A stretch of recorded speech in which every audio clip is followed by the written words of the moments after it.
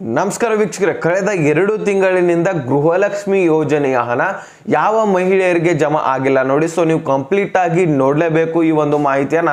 So ಯಾಕೆ ಜಮಾ ಆಗಿಲ್ಲ ಅನ್ನೋದರ ಬಗ್ಗೆ ಲಕ್ಷ್ಮಿ ಹೆಬ್ಬಾಳ್ಕರ್ ಮೇಡಮ್ ಅವರ ಸ್ಪಷ್ಟನೆಯನ್ನ ಕೊಟ್ಟಿರುವಂತದ್ದು. ಸೊ ಜೊತೆಗೆ ರೈತರು ಮುಖ್ಯವಾಗಿ ಈ ಒಂದು ಮಾಹಿತಿಯನ್ನ ನೋಡಲೇಬೇಕು. 3 ಹೆಕ್ಟೇರ್ಗಿಂತ ಯಾರು ಹೆಚ್ಚಿನ ಭೂಮಿಯನ್ನ ಹೊಂದಿದ್ದೀರಾ ಸೊ ಅವರು ಕೂಡ ನೋಡಬೇಕು. ಮತ್ತೆ 4 ವೀಲರ್ 2 ವೀಲರ್ ಹೊಂದಿರುವಂತವರು ಕೂಡ ನೋಡಲೇಬೇಕು. ಅದು ಏನು ಅನ್ನುವಂಥದ್ದನ್ನ ನಾನು ಮುಂದೆ ತಿಳಿಸ್ತಾ ಹೋಗ್ತೀನಿ.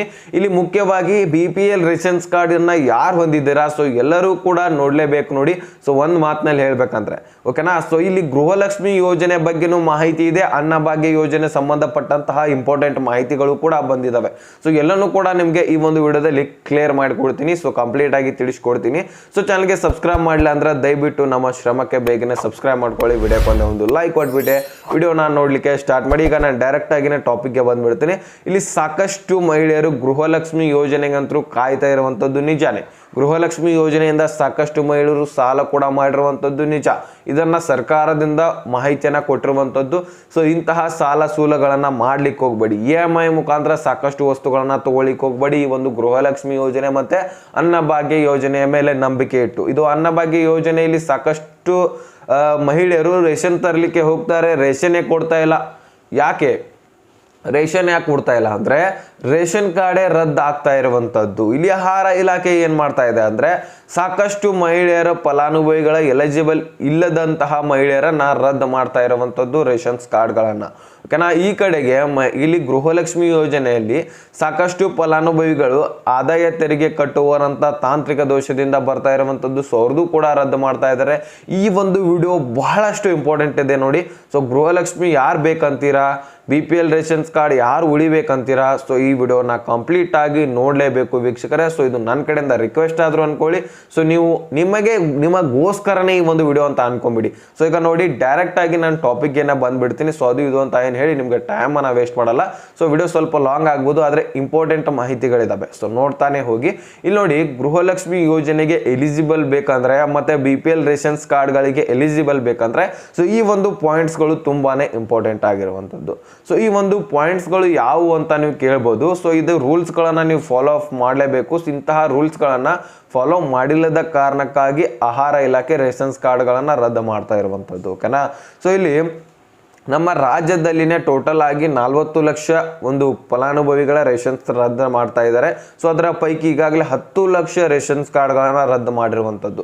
ಸೊ ಹಾಗಾದ್ರೆ ಈ ಒಂದು ರೇಷನ್ಸ್ ಕಾರ್ಡ್ಗಳನ್ನ ರದ್ದು ಮಾಡಲಿಕ್ಕೆ ಕಾರಣಗಳೇನು, ಅರ್ಹತೆಗಳೇನಾಗಿರ್ಬೇಕು, ಅರ್ಹತೆ ಏನೇನು ಬೇಕಾಗತ್ತೆ ಅಂತ ನೀವು ಕೇಳ್ಬೋದು.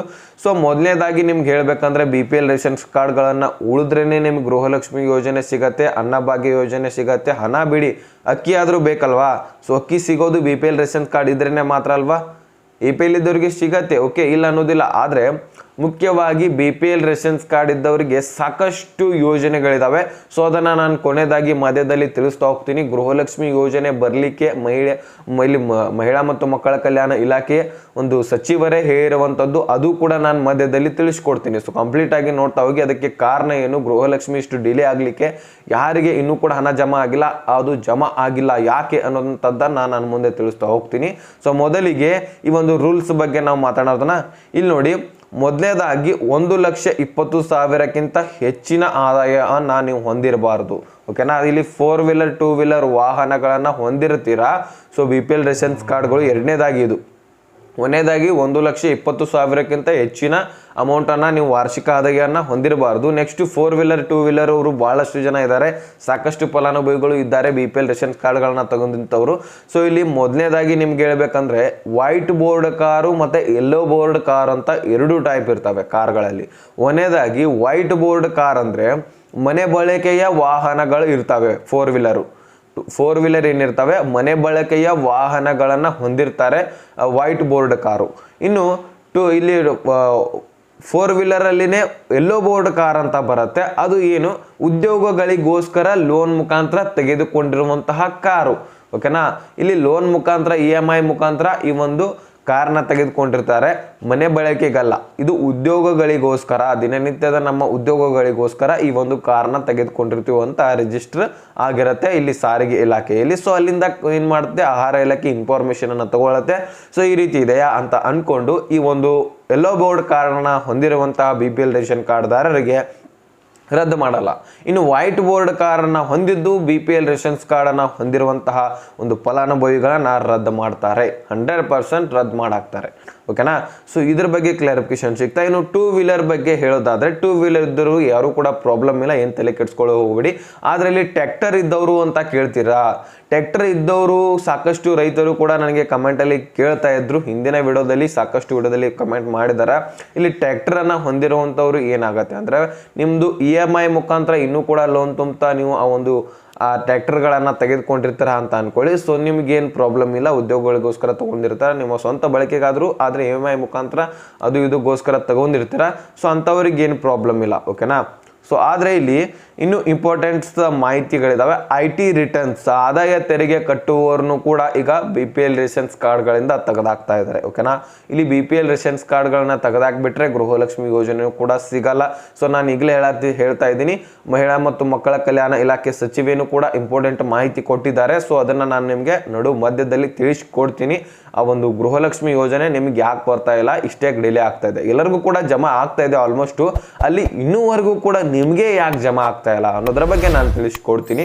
ಸೊ ಲೇಟೆಸ್ಟ್ ಆಗಿ ಅಪ್ಡೇಟ್ ಬಂದಿರುವಂಥದ್ದು. ಇಲ್ಲಿ ನೋಡಿ, ನೆಕ್ಸ್ಟು ಇನ್ನು ರೈತರ ಬಗ್ಗೆ ಬರೋದಾದ್ರೆ ಇಲ್ಲಿ ಆಲ್ಮೋಸ್ಟ್ ಟ್ರ್ಯಾಕ್ಟರ್ ಕೂಡ ರೈತರ ಹತ್ರನೇ ಇರುತ್ತೆ. ನೆಕ್ಸ್ಟ್ ಇನ್ನೊಂದು ಅವ್ರದ್ದು 3 ಹೆಕ್ಟರ್ಗಿಂತ ಹೆಚ್ಚಿನ ಭೂಮಿ, ಅದು ವನ ಭೂಮಿನೇ ಇರಲಿ, ವನ ಭಾಳ ಬರ ಬಿದ್ದಿರುವಂತಹ ಭೂಮಿನೇ ಇರಲಿ ಅಥವಾ ನಿಮಗೆ ನೀರಾವರಿ ಭೂಮಿನೇ ಇರಲಿ, 3 ಹೆಕ್ಟರ್ಗಿಂತ ಹೆಚ್ಚಿನ ಭೂಮಿಯನ್ನು ಹೊಂದಿದ್ದೆ ಆದರೆ ಸೊ ನಿಮಗೆ ಈ ಒಂದು BPL ರೇಷನ್ಸ್ ಕಾರ್ಡ್ಗಳಿಗೆ ಎಲಿಜಿಬಲ್ ಇರಲ್ಲ. ಸೊ ನಿಮ್ಮದು ಕೂಡ BPL ರೇಷನ್ಸ್ ಕಾರ್ಡ್ಗಳನ್ನು ರದ್ದು ಮಾಡ್ತಾರೆ. ನೀವು ಗೃಹಲಕ್ಷ್ಮಿ ಅಷ್ಟೇ ಅಲ್ಲ, ಸೊ PM ಕಿಸಾನ್ ಯೋಜನೆ ಕೂಡ ನಿಮಗೆ ಸಿಗಲ್ಲ ವೀಕ್ಷಕರೇ.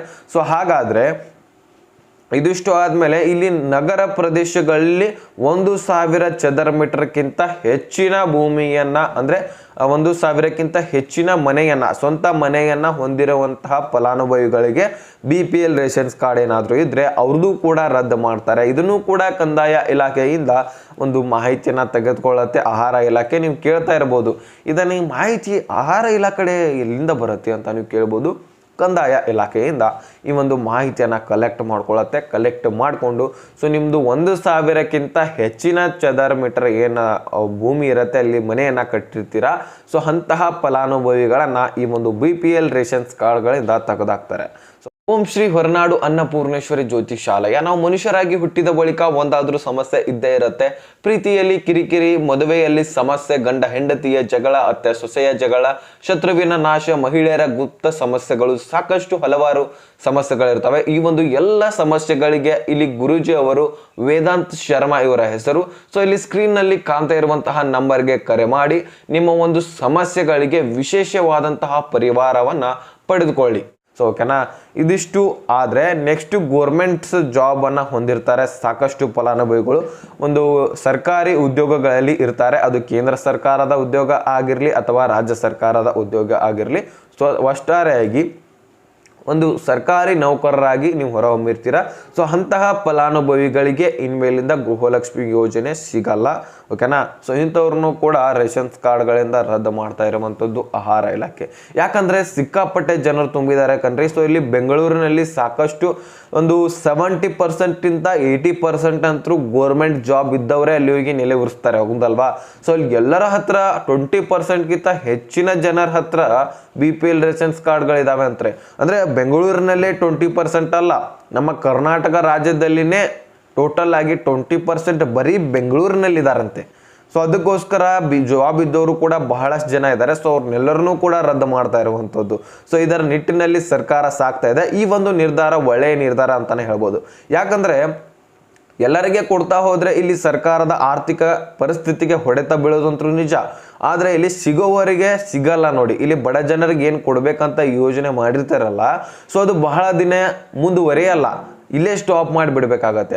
ಅದು ಅವರಿಗೆ ಅಂದರೆ ಇದೆಲ್ಲ ಕ್ಲಿಯರ್ ಮಾಡಿಕೊಂಡು ಯಾರಿಗೆ ಸಿಗ್ಬೇಕು ನೋಡಿ ಅವ್ರಿಗಷ್ಟೇ ಕೊಡ್ತಾ ಹೋದರೆ ಹೆಚ್ಚಿನ ದಿನಗಳ ಕಾಲ ಕೊಡಲಿಕ್ಕೆ ನಡೆಯುತ್ತೆ. ಆದರೆ ಎಲ್ಲರಿಗೂ ಕೊಡ್ತಾ ಹೋದರೆ 2-3 ಕಂತುಗಳಲ್ಲಿ ಸರ್ಕಾರದ ಬಳಿ ಹಣನೇ ಉಳಿಯಲ್ಲ. ಸೊ ಅವ್ರಿಗೆ ಕೊಡಬೇಕಾಗಿರುವಂಥ ಹಣ ಯಾರಿಗೆ ಹೋಗ್ಬೇಕು ನೋಡಿ, ಅವ್ರಿಗೆ ಹಣನೇ ಹೋಗಲ್ಲ. ಶ್ರೀಮಂತರಾಗಿನೇ ಹೋಗ್ತಾರೆ, ಬಡವರಾಗಿನೇ ಉಳಿತಾರೆ. ಈ ರೀತಿ ಪ್ರಾಬ್ಲಮ್ಸ್ಗಳು ಉಂಟಾಗತ್ತೆ. ಈ ಒಂದು ಗೃಹಲಕ್ಷ್ಮಿ ಯೋಜನೆ ನಿರ್ಧಾರ ಅಂತೂ ಒಳ್ಳೆಯ ನಿರ್ಧಾರ. ಆದರೆ ಈ ಒಂದು ಕೆಲಸ ಮಾಡ್ತಾ ಇದಾರಲ್ಲ, ಇದನ್ನು ಆದಷ್ಟು ಬೇಗ ಮಾಡಿ ಬರೀ ಎಲಿಜಿಬಲ್ ಬಡ ಜನರಿಗೆ ಮಾತ್ರ ಈ ಒಂದು ಗೃಹಲಕ್ಷ್ಮಿ ಯೋಜನೆ ಹೋಗ್ಬೇಕು ಅನ್ನುವಂಥದ್ದು ಸೊ ಎಲ್ಲರ ಅಭಿಪ್ರಾಯ ಆಗಿದೆ ವೀಕ್ಷಕರೇ. ಸೊ ನಿಮ್ಮ ಅಭಿಪ್ರಾಯ ಕೂಡ ಕಮೆಂಟ್ ಮುಖಾಂತರ ತಿಳಿಸಿ. ಸೊ ಇನ್ನು ಕೆಲವೊಂದಿಷ್ಟು ಇಂಪಾರ್ಟೆಂಟ್ಸ್ ಮಾಹಿತಿಗಳಿದಾವೆ ಇಲ್ಲಿ. ಗೃಹಲಕ್ಷ್ಮಿ ಯೋಜನೆಗೆ ಸಂಬಂಧಪಟ್ಟಂತೆ ಕೆಲವೊಂದಿಷ್ಟು ಅಪ್ಡೇಟ್ಸ್ಗಳು ಕೂಡ ಇದಾವೆ ಇಲ್ಲಿ. ಅದಕ್ಕಿಂತ ಮುಂಚೆ ಇದಕ್ಕೆಲ್ಲ ಒಂದು ಯಾವ ಇಲಾಖೆಯಿಂದ ಹೋಗುತ್ತೆ ಅನ್ನೋದಾದ್ರೆ, ಇಲ್ಲಿ ಹೆಕ್ಟರ್ ಭೂಮಿಗಳು ಏನೇನು ಕಂದಾಯ ಇಲಾಖೆಯಿಂದ ಹೋಗುತ್ತೆ. ಇಲ್ಲಿ ಏನು ನಿಮ್ಮ ಒಂದು ಬೈಕ್ ಆಗಿರಲಿ, ನಿಮ್ಮ ಟ್ರ್ಯಾಕ್ಟರ್ಗಳಾಗಿರಲಿ, ಅದೆಲ್ಲನೂ ಕೂಡ ಸಾರಿಗೆ ಇಲಾಖೆಯಿಂದ ನಿಮ್ಮ ಒಂದು ಆಹಾರ ಇಲಾಖೆಗೆ ಮಾಹಿತಿಯನ್ನು ಕಲೆಕ್ಟ್ ಮಾಡ್ಕೋತಾರೆ. ಸೊ ಇದ್ರ ಬಗ್ಗೆ ಕ್ಲಾರಿಫಿಕೇಶನ್ ಸಿಕ್ಕಿದ್ರೆ, ಇನ್ನು ನೆಕ್ಸ್ಟ್ ಇಲ್ಲಿ ಪಾಯಿಂಟ್ಸ್ಗಳಿದಾವೆ ಸಿಕ್ಕಾಪಟ್ಟೆ. ಅದ್ರ ಬಗ್ಗೆ ನಿಮಗೆ ಇಂಪಾರ್ಟೆಂಟ್ಸ್ ಮಾಹಿತಿಗಳನ್ನು ಮಾತ್ರ ತಿಳಿಸ್ಕೊಡ್ತಾ ಇದ್ದೀನಿ, ಆರ್ಟಿಕಲ್ ಇರುವಂತಹ ಮಾಹಿತಿಗಳ ಬಗ್ಗೆ. ಇಲ್ಲಿ ನೋಡಿ, BPL ರೇಷನ್ ಕಾರ್ಡೇ ಯಾಕೆ ಬೇಕು, ಇದ್ರ ಬಗ್ಗೆ ಸಾಕಷ್ಟು ಜನರು ಕೂಡ ಕ್ವಶನ್ಗಳನ್ನು ಕೇಳಿದರೆ. BPL ರೇಷನ್ ಕಾರ್ಡೇ ಯಾಕೆ ಬೇಕು, ಸೊ ಬೇರೆ ಒಂದು ರೇಷನ್ ಕಾರ್ಡ್ ಇದ್ರೆ ನಡೆಯಲ್ವಾ ಅಂತ ಕೇಳ್ತಾ ಇದ್ದೀರಾ. ಸೊ BPL ರೇಷನ್ ಕಾರ್ಡು ಬಡ ಜನರಿಗೋಸ್ಕರನೇ ಮಾಡಿರುವಂಥದ್ದು, ಬಿಲೋ ಪವರಿಟಿ ಲೈನ್ ಅಂತ ಕರೀತಾರೆ. ಸೊ ಇದು BPL ರೇಷನ್ಸ್ ಕಾರ್ಡ್ಗಳನ್ನು ಬಡ ಜನರಿಗೋಸ್ಕರನೇ ಮಾಡಿರುವಂಥದ್ದು, ಬಡವರಿಗೋಸ್ಕರನೇ ಈ ಒಂದು ಯೋಜನೆಗಳನ್ನು ಒಂದು BPL ರೇಷನ್ ಕಾರ್ಡ್ಗಳ ಮುಖಾಂತರ ತರ್ತಾರೆ. ಸೊ ಈ ಒಂದು BPL ರೇಷನ್ ಕಾರ್ಡ್ಗಳು ನಿಮ್ಮ ಹತ್ರ ಏನಾದರೂ ಇದ್ದರೆ, ಆಯುಷ್ಮಾನ್ ಕಾರ್ಡ್ ಮುಖ್ಯವಾಗಿ. ಸೊ ಇಲ್ಲಿ ನೋಡಿ, ಕೇಂದ್ರ ಸರ್ಕಾರದಿಂದ ಮೋದಿ ಅವರಿಂದ ಆಯುಷ್ಮಾನ್ ಕಾರ್ಡ್ ಮಾಡಿಸಿದ್ದಾರೆ. ಸೊ 5 ಲಕ್ಷದವರೆಗೂ ಕೂಡ ನೀವು ಫ್ರೀಯಾಗಿ ನಿಮ್ಮ ಒಂದು ಆರೋಗ್ಯದಲ್ಲಿ ಏನಾದರೂ ತಪ್ಪು ಕಾಟ ಆದರೆ ಅಥವಾ ನಿಮ್ಮ ಆರೋಗ್ಯದಲ್ಲಿ ಏನಾದರೂ ಹಾನಿ ಆದರೆ ನೀವು ಆರಾಮಾಗಿ 5 ಲಕ್ಷದವರೆಗೂ ಕೂಡ ನೀವು ಫ್ರೀಯಾಗಿ ಚಿಕಿತ್ಸೆಯನ್ನು ಪಡಿಬೋದಾಗಿರುತ್ತೆ. ಸೊ ಇಂತಹ ಒಂದು BPL ರೇಷನ್ ಕಾರ್ಡ್ಗಳಿಂದ 5 ಲಕ್ಷ ಸಿಗ್ತಾ ಇದೆ ಅಂದರೆ ಸೊ ಒಳ್ಳೆಯದಲ್ವಾ. ಸೊ ಅದಕ್ಕೆ ಬಡ ಜನರಿಗೆ ಸಿಕ್ಕರೆ ಮಾತ್ರ ಒಳ್ಳೆಯದು. ಸೊ ಇಲ್ಲಿ ಎಲ್ಲ ಜನರಿಗೆ ಸಿಗ್ತಾ ಹೋದರೆ ಮತ್ತೆ ಬಡ ಜನರು ಏನು ಮಾಡಬೇಕು, ಅವ್ರು ಅಲ್ಲೇ ಇರ್ತಾರೆ, ಶ್ರೀಮಂತರಾಗ್ತಾನೆ ಇರ್ತಾರೆ. ಓಕೆನಾ. ಸೊ ಇದೊಂದೇ ಯೋಜನೆ ಅಲ್ಲ, ಸಾಕಷ್ಟು ಯೋಜನೆಗಳಿದಾವೆ ಇಲ್ಲಿ. ಕ್ಯಾನ್ಸರ್ ಆಗಿರಲಿ, ಯಾವುದೇ ಒಂದು ಯೋಜನೆ ನಿಮ್ಮ ಒಂದು ಆರೋಗ್ಯದಲ್ಲಿ ಹಾನಿ ಆದರೂ ಸಹಿತ ಫ್ರೀ ಚಿಕಿತ್ಸೆ ಇರುತ್ತೆ. ಮತ್ತು ಇಲ್ಲಿ ನಿಮಗೆ ಯಾವುದೇ ರೀತಿಯಾದಂತಹ ಸಾಲ ಬೇಕಾದರೂ ಸಹಿತ BPL ರೇಷನ್ಸ್ ಕಾರ್ಡನ್ನು ತೋರಿಸಿದ್ರೆ ಸಾಕು, ನಿಮಗೆ ಕಡಿಮೆ ಬಡ್ಡಿ ದರದಲ್ಲಿ ಸಾಲ ಸಿಗುತ್ತೆ.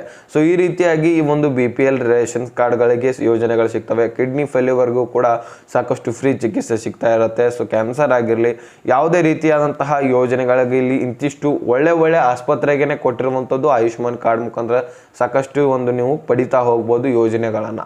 ಸೊ ಇಂತಹ BPL ರೇಷನ್ಸ್ ಕಾರ್ಡ್ಗಳನ್ನು ಅದಕ್ಕೆ ಹಣ ಕೊಟ್ಟಾದರೂ ಮಾಡಿಸೋಣ ಅಂತ ಹೇಳಿ ಸಿಕ್ಕಾಪಟ್ಟೆ ಜನರು ಮಾಡಿಸ್ಕೊಂಡ್ಬಿಟ್ಟಿದ್ದಾರೆ. ಸೊ ಇದಕ್ಕೆಲ್ಲಕ್ಕಿಂತ ಮೀರಿದ್ದು ಮಹಾಲಕ್ಷ್ಮಿ ಯೋಜನೆ ನೋಡಿ ಇಲ್ಲಿ. ಸೊ ಮಹಾಲಕ್ಷ್ಮಿ ಯೋಜನೆ ಯಾವುದಪ್ಪ, ನೀವು ಈಗಾಗಲೇ ಕೇಳಿರ್ತೀರಾ. ಕಾಂಗ್ರೆಸ್ ಸರ್ಕಾರ ಆಡಳಿತಕ್ಕೆ ಬರೋಕ್ಕಿಂತ ಮುಂಚೆ, ಅಂದರೆ ಈ ಒಂದು ಕೇಂದ್ರ ಸರ್ಕಾರದಲ್ಲಿ ನಮ್ಗೆ ಆಡಳಿತಕ್ಕೆ ಬರಬೇಕಂದ್ರೆ ಒಂದು ಮಹಾಲಕ್ಷ್ಮಿ ಯೋಜನೆಯನ್ನು ಬಲೆಯನ್ನು ಬೀಸಿಬಿಟ್ಟಿತ್ತು. 1 ಲಕ್ಷ ರೂಪಾಯಿ ಪ್ರತಿ ಮನೆಗೆ ಕೊಡ್ತೇವೆ ನಾವೇನಾದರೂ ಕೇಂದ್ರದಲ್ಲಿ ಆಡಳಿತಕ್ಕೆ ಬಂತೀವಿ ಅಂದರೆ ಅಂತ ಒಂದು ಮಾಹಿತಿಯನ್ನು ಕೊಟ್ಟಿದ್ರು. ಸೊ ಅದೇನು ಯೋಜನೆ ಇವರೇನಾದರೂ ಬಂದಿದ್ರೆ ಜಾರಿ ಮಾಡ್ತಿದ್ರೋ ಬಿಡ್ತಿದ್ರೋ ಅದು ನಂತರ. ಸೊ ಅದನ್ನು ಬಂದ ಮೇಲೆ 1 ಲಕ್ಷ ರೂಪಾಯಿ ಹಣ ಕೊಡ್ತೇವಂತ ಹೇಳಿದ್ರು. ಆ 1 ಲಕ್ಷ ರೂಪಾಯಿ ಸಿಗತ್ತಂತ ಹೇಳಿ ಸಾಕಷ್ಟು ಮಹಿಳೆಯರು ಕೂಡ ಇಲ್ಲಿ, ಯಾರು ಹಣ ಇದ್ದವರು ಸಹಿತ, ಶ್ರೀಮಂತರು ಸಹಿತ 10,000 ರೂಪಾಯಿ ಖರ್ಚಾದರೆ ಏನಂತೆ BPL ರೇಷನ್ಸ್ ಕಾರ್ಡ್ ಮಾಡಿಸ್ಬಿಡೋಣ, 1 ಲಕ್ಷ ರೂಪಾಯಿ ಬರುತ್ತೆ, 90,000 ರೂಪಾಯಿ ಆದರೂ ನಮಗೆ ಹೆಲ್ಪ್ ಆಗತ್ತಲ್ವಾ, ಅಂದರೆ 90,000 ನಮಗೆ ಪ್ರಾಫಿಟ್ ಆಯ್ತಲ್ವಾ ಅಂತ ಇಲ್ಲಿ ಶ್ರೀಮಂತರು ಸಹಿತ ವಿಚಾರ ಮಾಡ್ತಾರೆ. ಓಕೆನಾ. ಸೊ ನೀವು ನಂಬ್ತಿರೋ ಬಿಡ್ತಿರೋ ನಿಮಗೆ ಬಿಟ್ಟಿದ್ದು. 100% ಸಾಕಷ್ಟು ಜನರು ಏನಿದಾರಲ್ಲ, ಈ ಒಂದು ಮಹಾಲಕ್ಷ್ಮಿ ಯೋಜನೆ ಸಿಗತ್ತಂತ ಹೇಳಿನೇ ಈ ಒಂದು BPL ರೇಷನ್ಸ್ ಕಾರ್ಡ್ಗಳನ್ನು ಮಾಡಿರುವಂಥದ್ದು. ಸೊ ಒಂದು BPL ರೇಷನ್ಸ್ ಕಾರ್ಡ್ಗಳನ್ನ ಮಾಡಿರುವಂತಹ ಕಾರಣಕ್ಕಾಗಿಯೇ ಈಗ ಅವರೇ ಕಾಂಗ್ರೆಸ್ನವರೇ ರದ್ದು ಮಾಡ್ತಾ ಹೋಗ್ತಾ ಇರುವಂಥದ್ದು.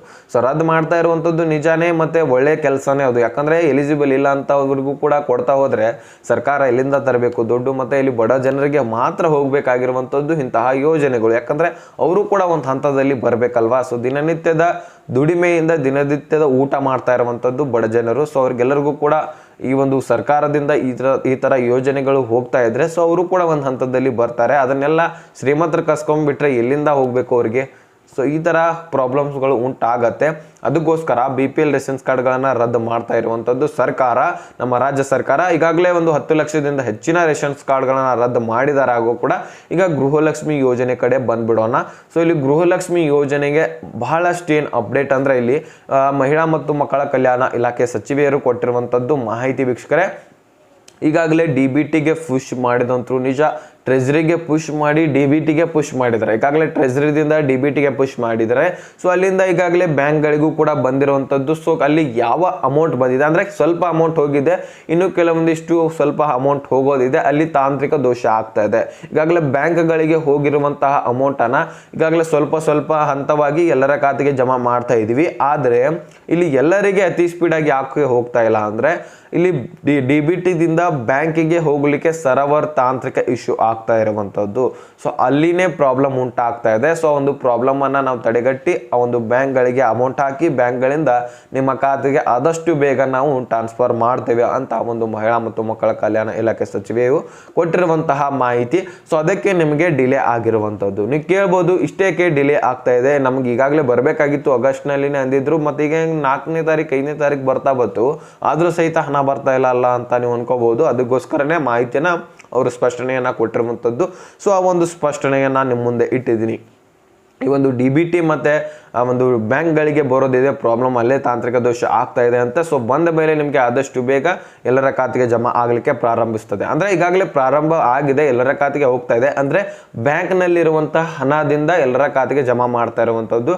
ಇನ್ನೇನು DBTದಿಂದ ಉಳಿದಿರುವಂತಹ ಹಣ, ಇನ್ನೇನು ಬಾಕಿ ಇರುವಂತಹ ಹಣ ಮತ್ತೆ ಬ್ಯಾಂಕ್ಗಳಿಗೆ ಕಳಿಸಿದ ಮೇಲೆ ಇನ್ನು ಉಳಿದಿರುವಂತಹ ಫಲಾನುಭವಿಗಳಿಗೆ ಹಣ ಹಾಕಲಿಕ್ಕೆ ಪ್ರಾರಂಭಿಸ್ತಾರೆ ಅಂತ ಮಾಹಿತಿಯನ್ನು ಸ್ಪಷ್ಟನೆಯನ್ನು ಕೊಟ್ಟಿದ್ದಾರೆ. ಸೊ ಇದ್ರ ಬಗ್ಗೆ ಎಲ್ಲನೂ ಕೂಡ ನಿಮಗೆ ಕ್ಲಿಯರ್ ಆಗಿ ಅರ್ಥ ಆಗಿದೆ ಅಂತ ಅನ್ಕೋತೀನಿ. ಏನಾದರೂ ಕನ್ಫ್ಯೂಷನ್ ಇದ್ರೂ ಕೂಡ ಕಮೆಂಟ್ ಬಾಕ್ಸ್ ಅಲ್ಲಿ ಕೇಳಬಹುದು, ಅಥವಾ ಡಿಸ್ಕ್ರಿಪ್ಷನ್ ಅಲ್ಲಿ ಇನ್ಸ್ಟಾಗ್ರಾಮ್ ಲಿಂಕ್ ಇರುತ್ತೆ, ಅಲ್ಲಿಂದ ಮೆಸೇಜ್ ಮಾಡಿದ್ರೆ ನಾನು ಪರ್ಸನಲ್ ಆಗಿ ನಿಮಗೆ ರಿಪ್ಲೈ ಮಾಡಿ ತಿಳಿಸ್ಕೊಡ್ತೀನಿ. ಓಕೆನಾ? ಸೊ ಇದ್ರ ಬಗ್ಗೆ ಎಲ್ಲನೂ ಕೂಡ ಅರ್ಥ ಆಗಿದ್ರೆ ಲೈಕ್ ಮಾಡಿ, ದಯವಿಟ್ಟು ನಿಮ್ಮ ಸ್ನೇಹಿತರಿಗೆ ಶೇರ್ ಮಾಡಿ, ಸಬ್ಸ್ಕ್ರೈಬ್ ಮಾಡಿ ಅಂತ ಹೇಳ್ತಾ ಮತ್ತೆ ಮುಂದಿನ ಮಾಹಿತಿ ಸಿಗೋಣ. ಸೊ ಅಲ್ಲಿ ತನಕ ಬಾಯ್ ಬಾಯ್, ಟೇಕ್ ಕೇರ್.